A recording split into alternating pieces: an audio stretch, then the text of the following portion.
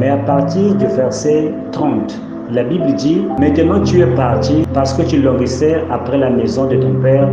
Pourquoi as-tu dérobé mes dieux? Ici nous voyons bien le Seigneur, le type d'une personne qui a quitté les choses du monde, mais qui n'a pas reçu une totale conversion. Parce que sortir de chez Laban, c'est le type de la justification.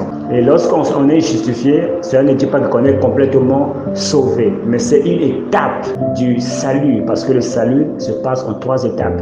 Ici, les dieux que Rachel amène, ce sont les mauvaises habitudes que nous avons lorsque nous étions en Égypte, mais que nous amenons avec nous lorsque nous sortons de l'Égypte, lorsque nous commençons notre marche avec le Seigneur. Et à partir du verset 32, la Bible dit, mais périsse celui duquel tu trouveras les dieux en présence de nos frères.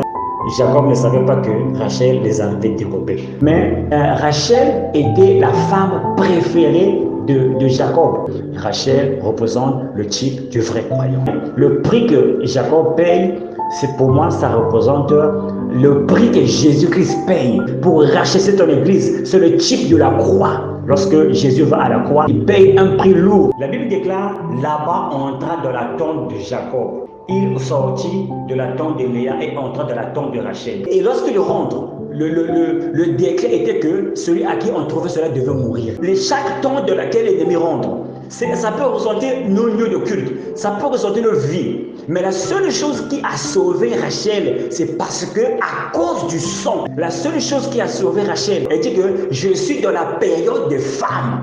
Donc le sang a empêché Laban de pouvoir frapper, de pouvoir tuer. Regardez ce qui se passe en Égypte. La Bible déclare, Exode 12, Dieu dit à Israël, l'ange de la mort va frapper ce soir.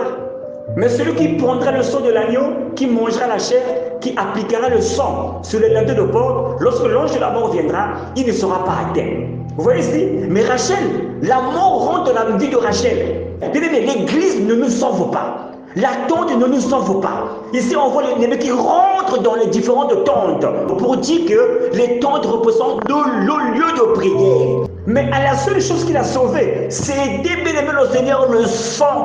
L'église ne te sauve pas parce que le diable, il est aussi dans le lieu de prière.